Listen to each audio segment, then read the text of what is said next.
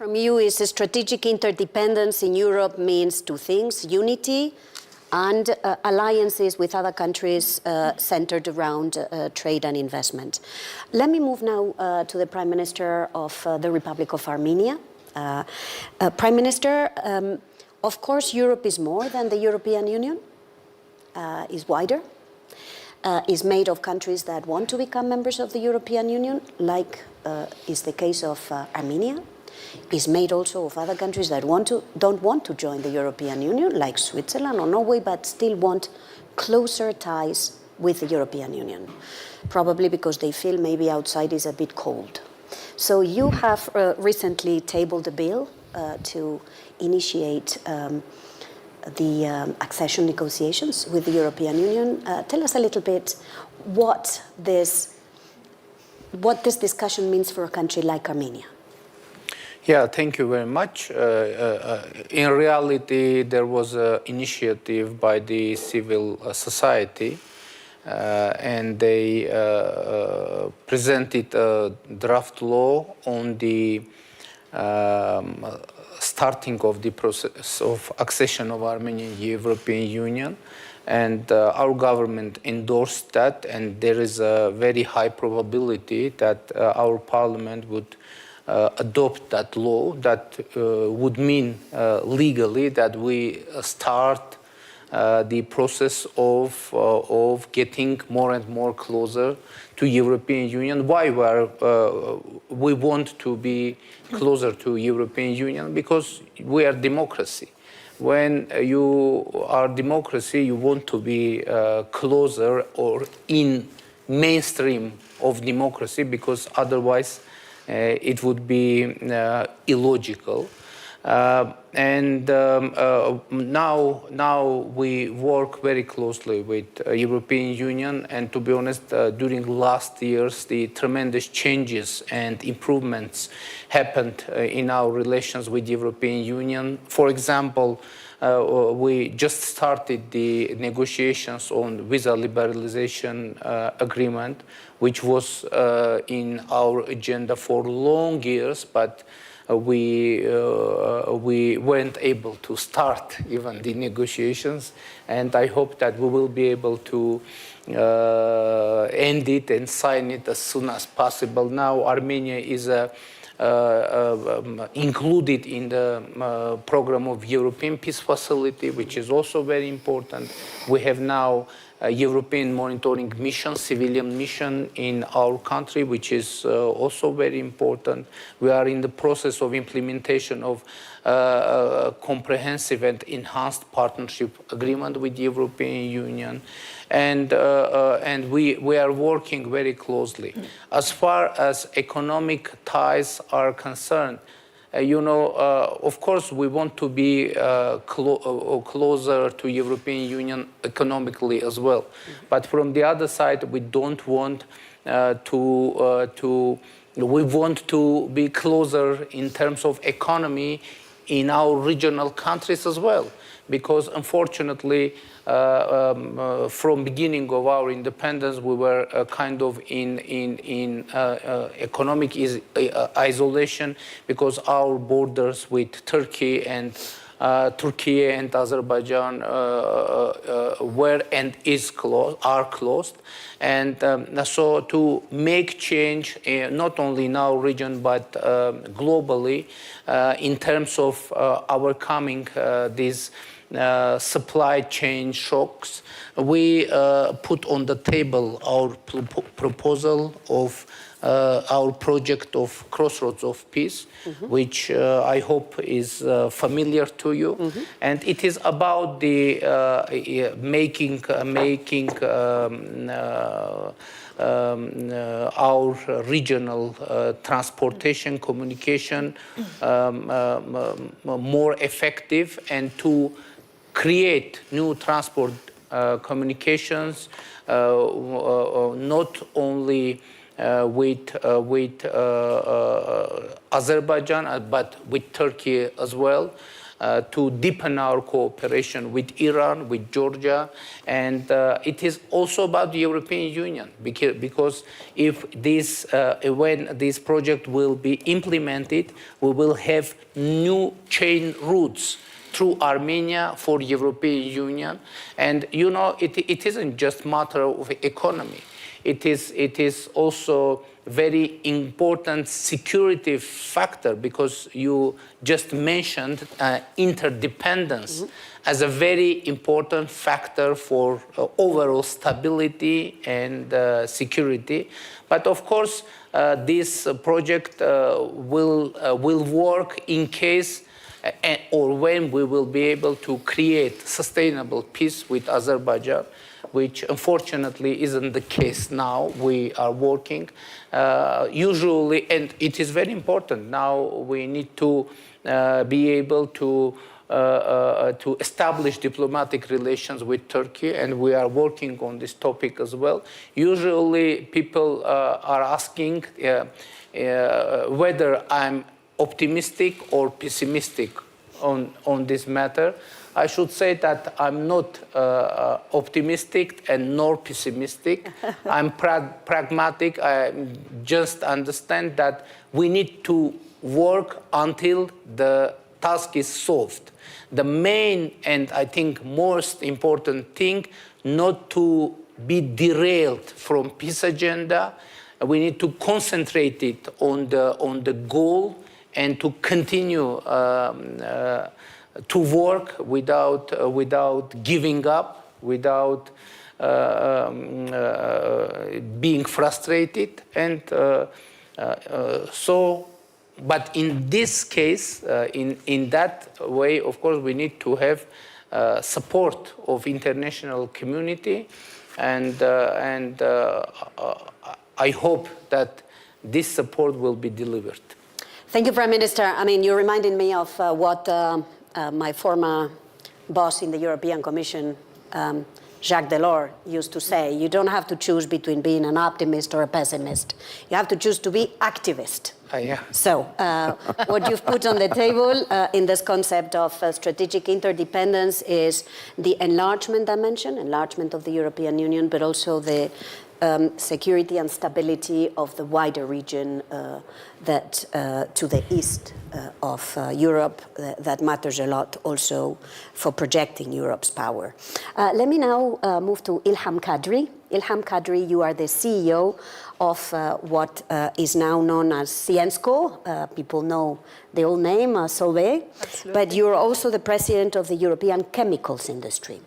So I want to ask you, you've been at the heart of the efforts to look at what Europe needs to do to improve its competitiveness, the so-called Draghi report, the efforts at integrating more the European market, the Letta report. What do you need Europe to do now to improve the competitiveness of the European industry that is our powerhouse? So first of all, well, thank you for having me. I must say I'm an optimist because since the beginning of Davos, competitiveness is back in the agenda. With Ms. President Ursula von der Leyen, Mr. Commissioner, there was not one meeting where people didn't talk about competitiveness. So that's number one. I think to talk about the power of Europe is about having a strong economy. And strong economy means a strong industry, and strong industry means a strong chemical industry. And obviously, I'm representing today the chemical industry. A year ago, in February, we gathered with 73 global CEOs representing the chemical industry around Ursula von der Leyen, and we handed over the Antwerp Declaration with 10 points around how to restore competitiveness and trust with the private sector. Meanwhile, we are happy because the Draghi's report, Letta's reports, they include those 10 points. So, first of all, I think there is a big need of regulatory, simplification. So happy to hear that there is now a target to simplify, to move the red tapes.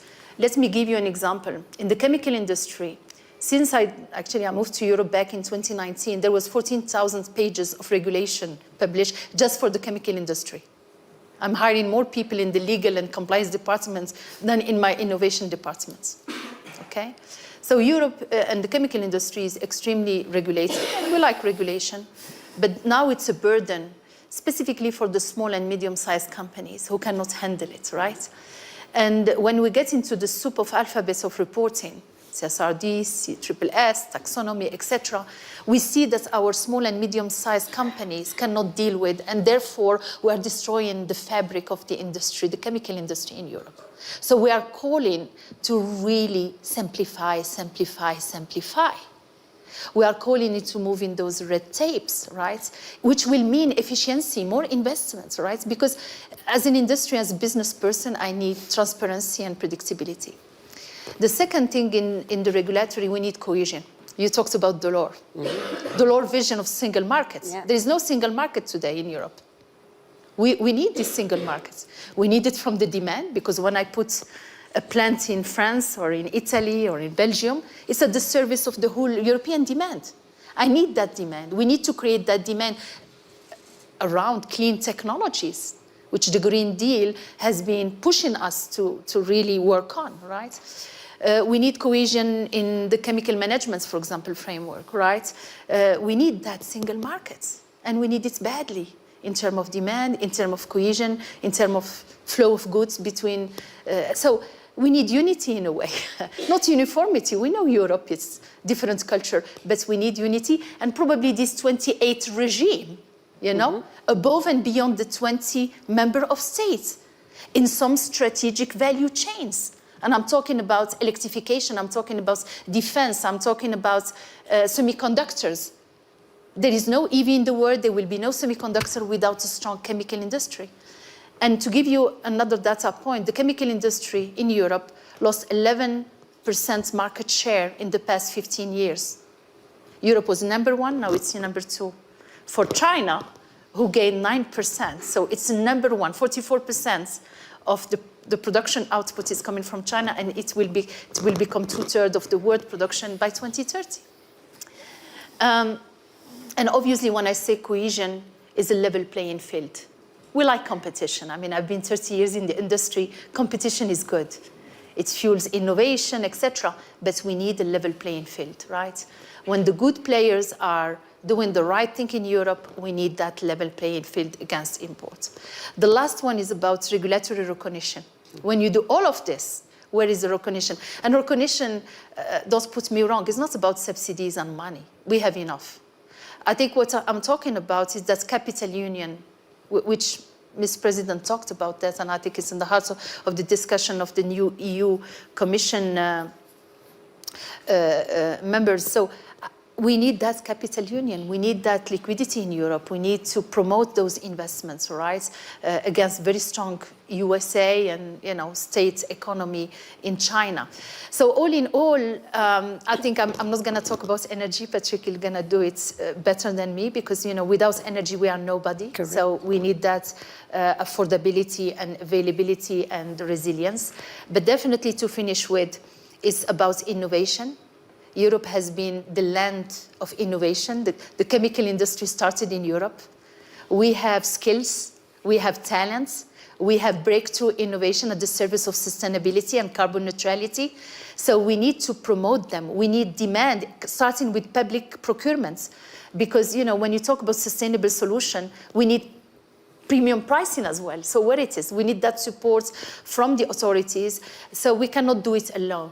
That's private-public partnership at the service of the industry in Europe is so critical. And I will finish with people. I think we cannot manage all of this without tackling inequalities. Remember what's happening in France, the yellow vests. I care about the end of the month, not the end of the world, right? So that inequality, taking care about people. And Europe is 450 million consumers. Europe is ingenuity, you know. The best talents in our companies are in Europe, actually, right? So I think we need now to really focus on people and people and people as well. Thank you very much, Ilham. So European strategic interdependence means strengthening from your point of view, the competitiveness of the European industry with a host of suggestions that you've tabled and focusing more on people. Let me now move to Patrick Pouyanné, CEO of Total Energy. He's a global player, one of the major global players in the energy sector. A lot of what we've heard would not be possible without affordable, secure, reliable energy sources. And combining this with the green agenda that Europe has placed at the heart of its competitive model.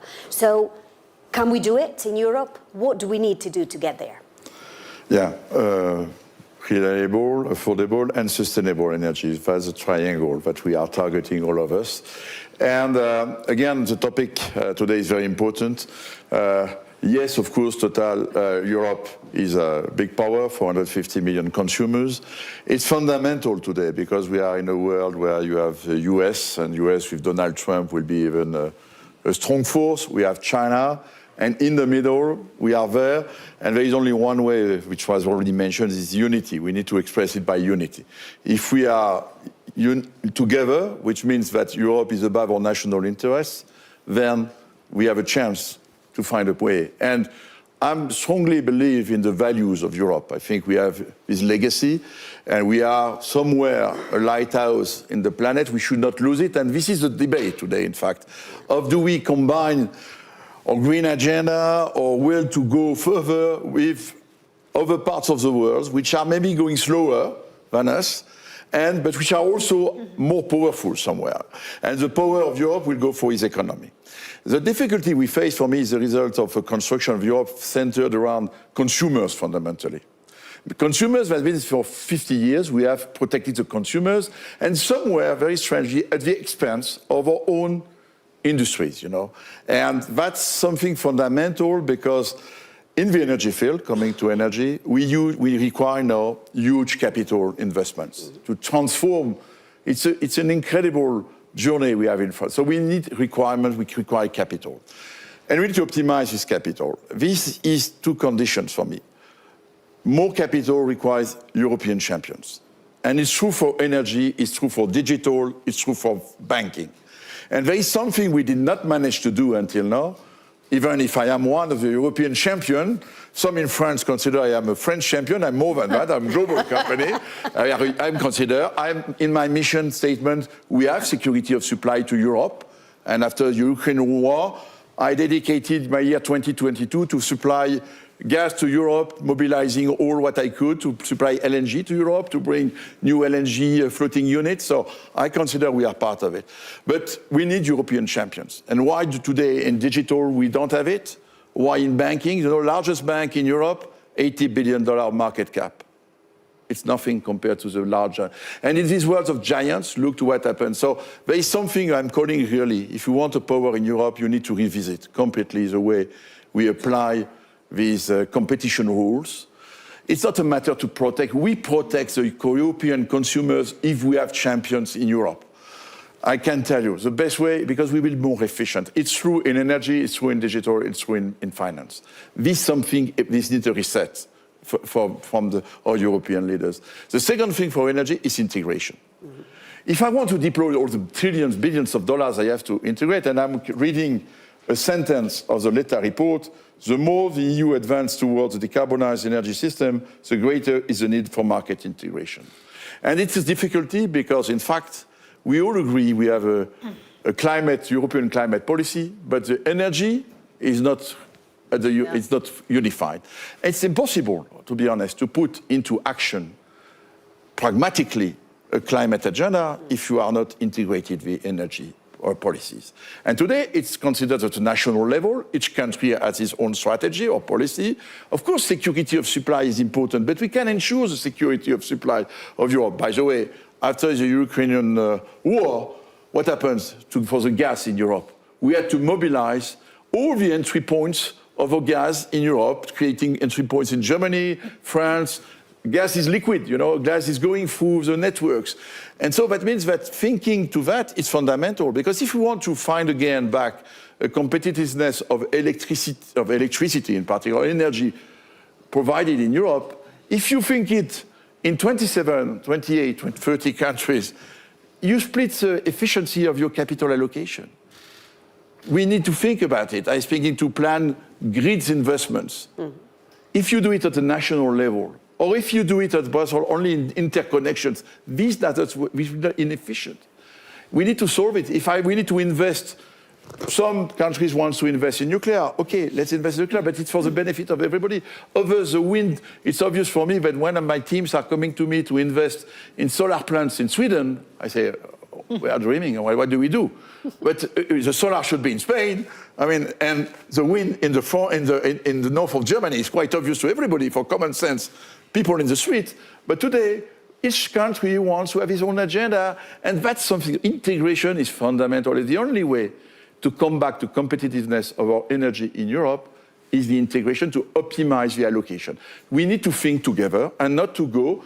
So sometimes I'm surprised, the leaders in Europe, when you have the European Council, they all agree Europe is first, and then back to national interests. I know that there is politically a debate in each of our countries, but if we want power of Europe, it's going through integration and unity. That's a strong message. And champions, again, when I'm in front of a commissioner, there is another thing. You know, today we have done an incredible progressive agenda with the Green Deal.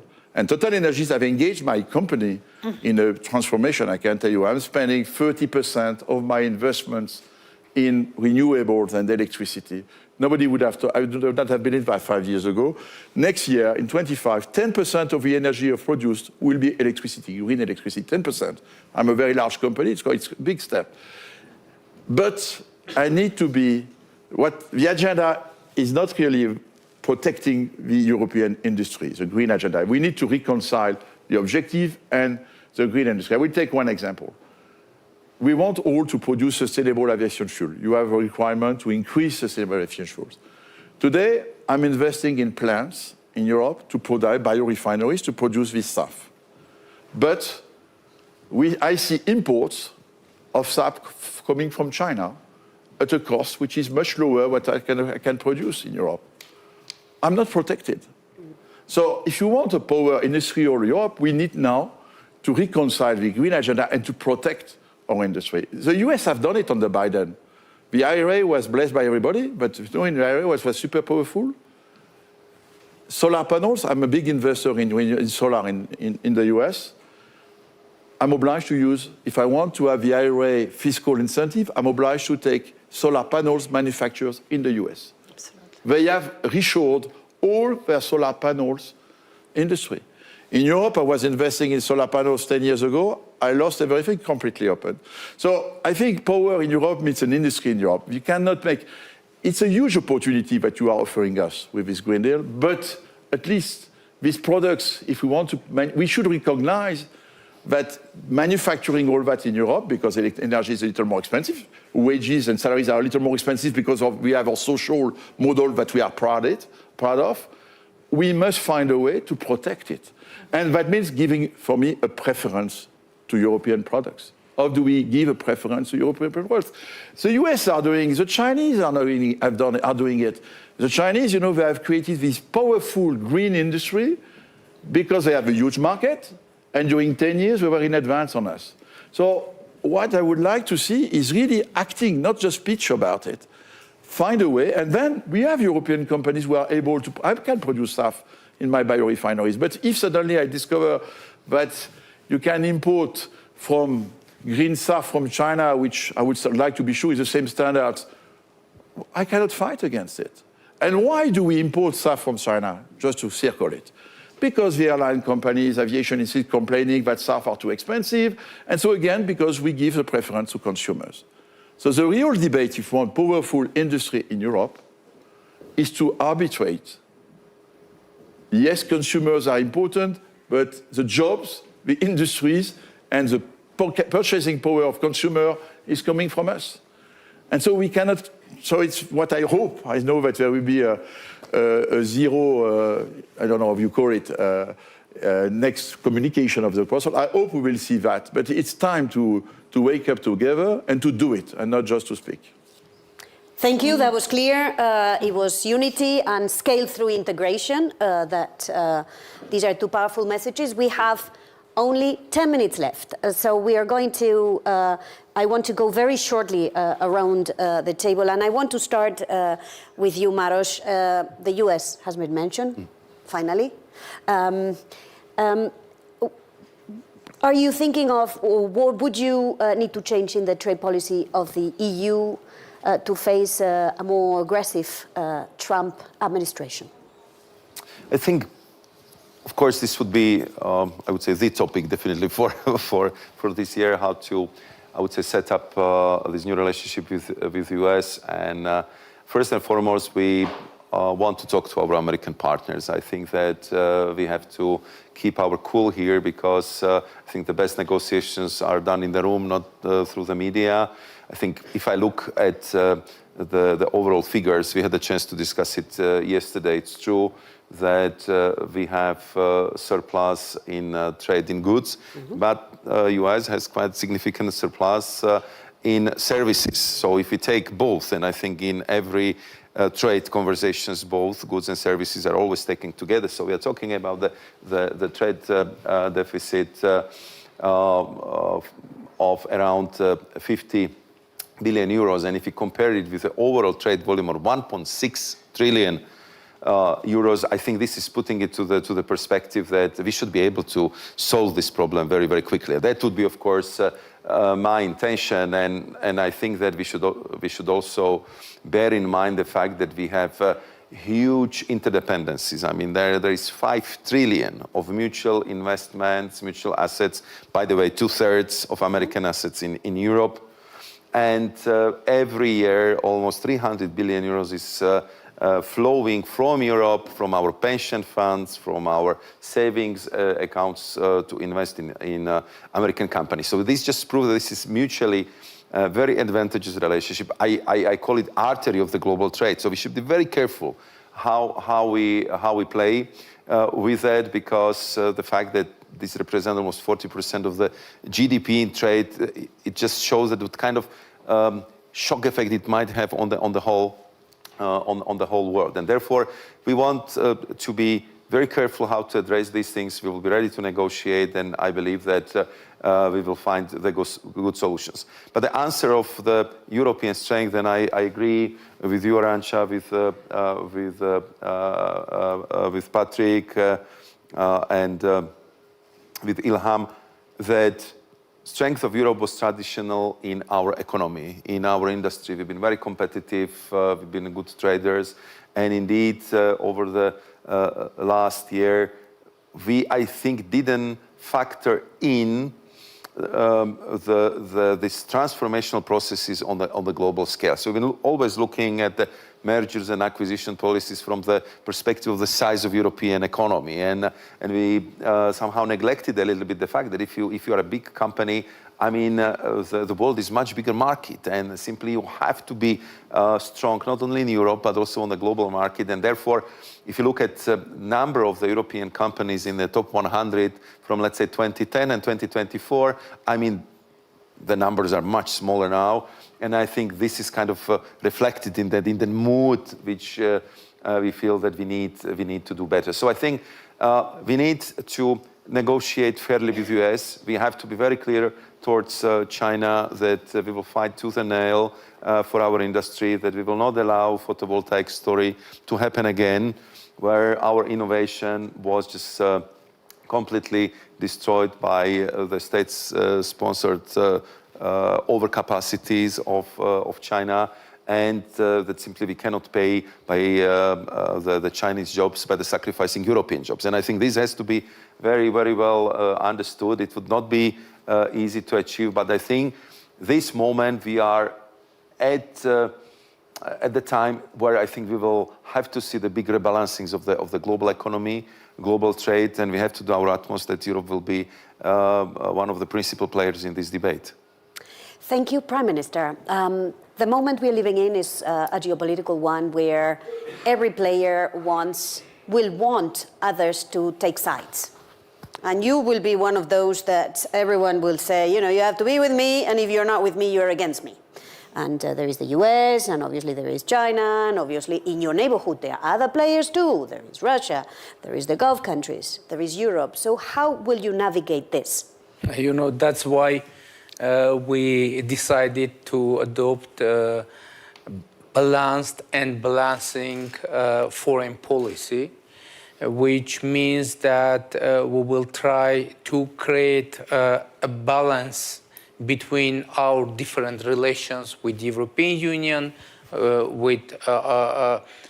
in our relations with Russia, with our regional powers, very important, our relations with Iran. And I mentioned already we are trying to establish diplomatic relations with Turkey. We are trying to reach to a peace deal with Azerbaijan. And of course it isn't easy. But from the other side, I don't think it is impossible. Because it could seem kind of strange. But really, we are